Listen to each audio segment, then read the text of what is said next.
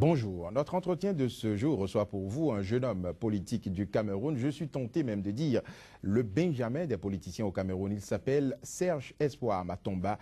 Il est le premier secrétaire du parti Peuple Uni pour la rénovation sociale. Serge Espoir Matomba, bonjour. Bonjour. Merci d'avoir accepté notre invitation. C'est un honneur pour moi. Vous êtes le premier secrétaire, comme je l'ai dit tout à l'heure, de Parti Pur, votre parti, un jeune parti camerounais qui ambitionne conquérir et exercer le pouvoir d'État en 2018. Alors, dites-nous, quels sont les atouts et les expériences dont votre parti dispose pour espérer atteindre cet objectif? Alors, il faut dire déjà que les atouts que nous avons, c'est la jeunesse qui est très fortement représentée au sein de notre parti politique et notre expérience sur le terrain. Il faut savoir que depuis 2008, nous sommes sur le terrain, nous avons pu installer de par le Cameroun des structures, des cellules, des unités du parti et qui aujourd'hui sont en train, n'est-ce pas, de bouger vers cet objectif à moyen terme. Il faut savoir que l'objectif même du PUR, c'est l'amélioration des conditions de vie de tous les citoyens. Bon, la présidence, évidemment, fait partie puisque il faut forcément avoir la décision politique pour imposer ou alors amener les uns et les autres à vivre dans des meilleures conditions. Alors, améliorer les conditions de vie des populations, il faut avoir des moyens pour financer ces ambitions. Aujourd'hui, votre parti dispose de quels moyens? Vous êtes financé comment?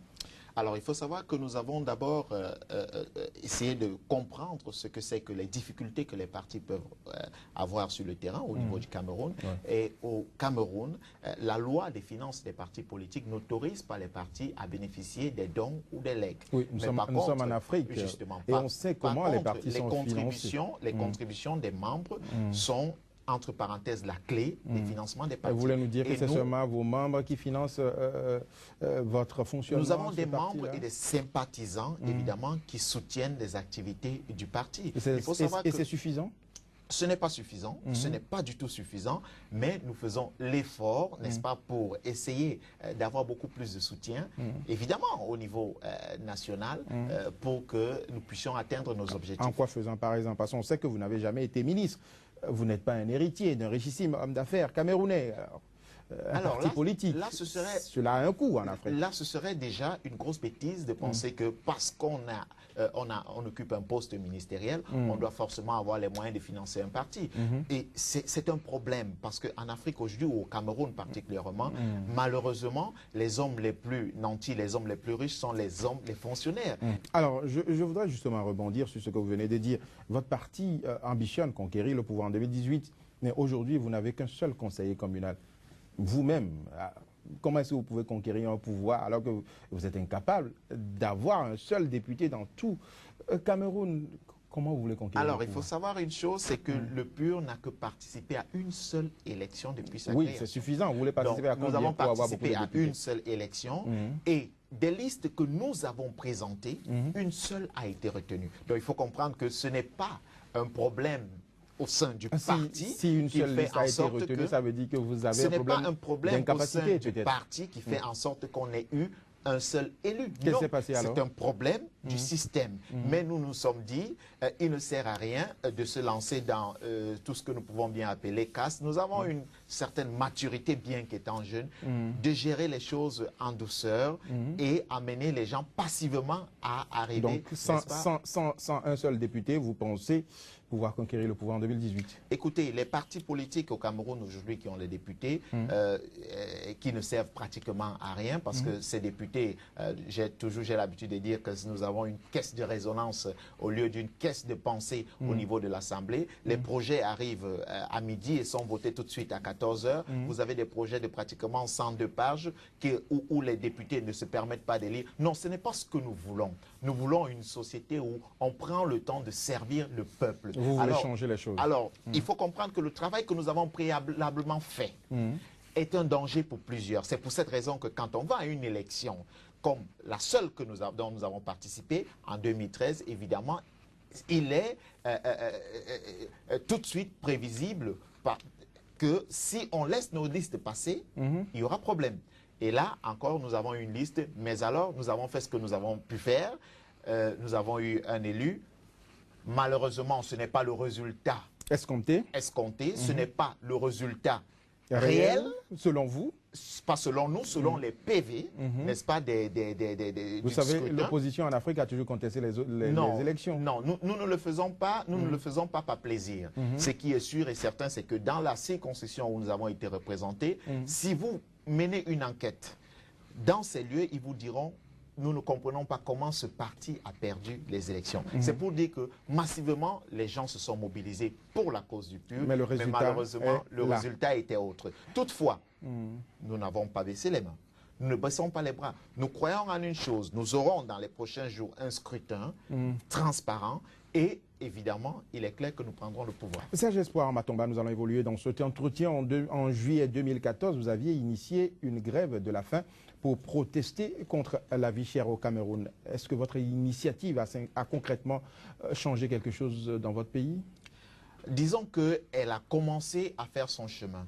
Malheureusement, nous avons des décideurs qui sont très sourds, qui ne veulent pratiquement rien comprendre, parce qu'il faut comprendre déjà que la raison avancée par ceux-ci, c'était la hausse du prix du carburant, qui était à 100 $ le baril. Mais nous avons essayé d'alerter ces derniers, par écrit déjà, et nous leur avons dit: non, faites attention parce que le prix du baril va chuter et vous n'aurez aucune justification pour que les prix augmentent. Et il n'y avait pas que cela, il y avait les accords de partenariat économique dont nous avons décrié, parce que nous n'avons pas un tissu commercial approprié pour pouvoir ratifier ces accords. Bon, et c'est clair que nous serons toujours des perdants si nous allons ratifier des accords qui ne nous profitent pas, ou qui ne profitent pas à la population. Alors, la grève de la faim visait évidemment à tirer la sonnette d'alarme, une fois de plus, dire à nos gouvernants: non, nous sommes prêts à sacrifier de nos vies pour que nos peuples vivent dans de très bonnes conditions. Oui, mais malgré vos 2 semaines de faim, qu'est-ce qui a été fait? Le chef de l'État nous a adressé un courrier où il nous disait qu'il a compris, il prendra des mesures dans les jours qui viendront. Mais alors, jusqu'ici, il n'y a pas eu amélioration. Il n'y a pas eu amélioration. Pourquoi le prix du baril a chuté. Le prix du baril a chuté et la hausse du prix est maintenue Pourquoi vous ne reprenez pas une autre grève de faim? C'est peut-être pas la grève de faim que nous allons reprendre, mais nous envisageons beaucoup d'autres choses dont vous saurez au moment venu. Le Cameroun est tristement classé comme l'un des pays les plus corrompus au monde, ce qui a entraîné de la part du gouvernement des réformes et des initiatives telles que l'opération Épervier pour lutter contre cette corruption dans votre pays. Après des années de mise en œuvre, quel bilan vous faites aujourd'hui de cette lutte contre la corruption dans votre pays? Alors, il faut dire qu'aujourd'hui, la corruption qui hier était très visible ne l'est plus. Alors, nous souffrons de d'autres maux qui sont beaucoup plus importants au Cameroun que la corruption, qui sont le trafic d'influence et bien d'autres. Sauf que ceux qui font ces classements, généralement, quand je les lis, quand je les écoute, je me mets à rire.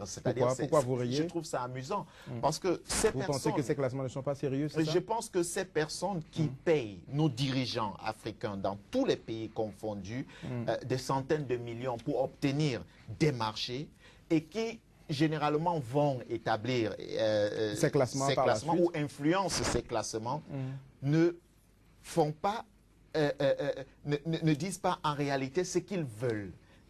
Si on essayait d'inverser et on essayait de poser la question, les pays ou alors les institutions les plus corrupteurs au monde, alors vous trouverez que nous serons les derniers, n'est-ce pas, dans le classement. Espoir Matomba, nous allons parler à présent très rapidement de Boko Haram. Depuis quelque temps, le Cameroun fait l'objet des attaques du groupe islamiste Boko Haram. Aujourd'hui, le pays prend des dispositions pour contrer ces attaques. Est-ce que vous pensez que les mesures prises sont les bonnes, sont les mesures idoines qu'il faut pour lutter contre Boko Haram? Mais je voudrais décrire un fait. Vous savez, depuis toujours, depuis plus de 3 ans, nous sommes montés au créneau. Nous avons dit, puisque nous avons eu des informations selon lesquelles, qui sont des informations publiques, et tous les bulletins d'information le disaient, que le Nord est en danger. Le Grand Nord, le septentrion est en danger.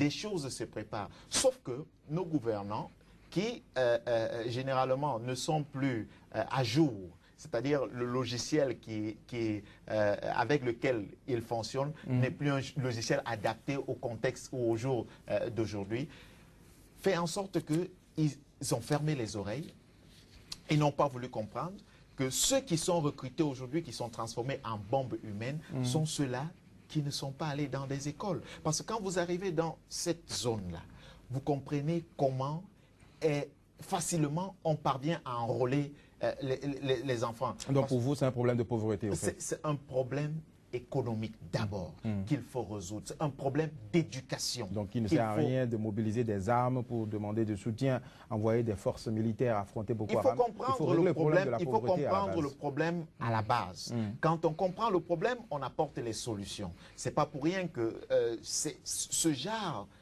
d'initiative ou ce genre d'agissement ne se passe que dans des zones où, n'est-ce pas, l'éducation a un véritable coût.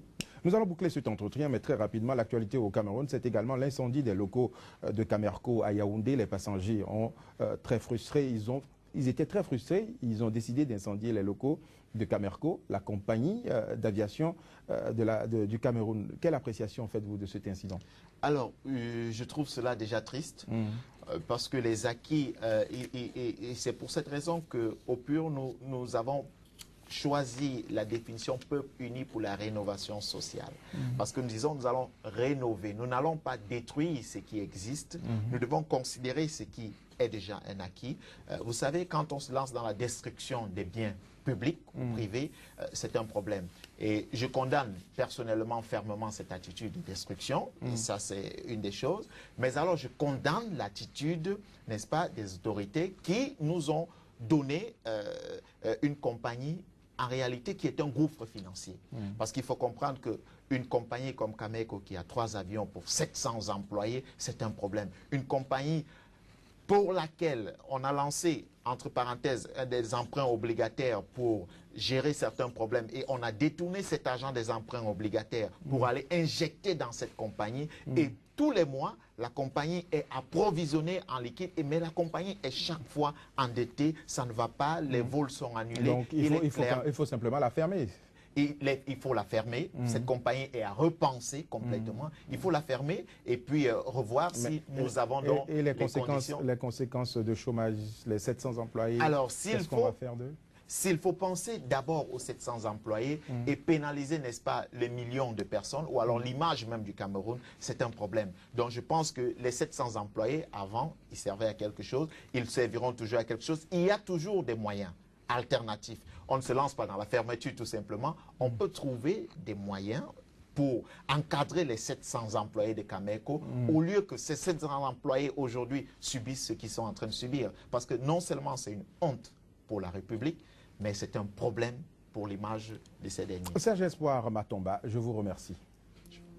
Madame, Monsieur, c'est la fin de cet entretien du jour.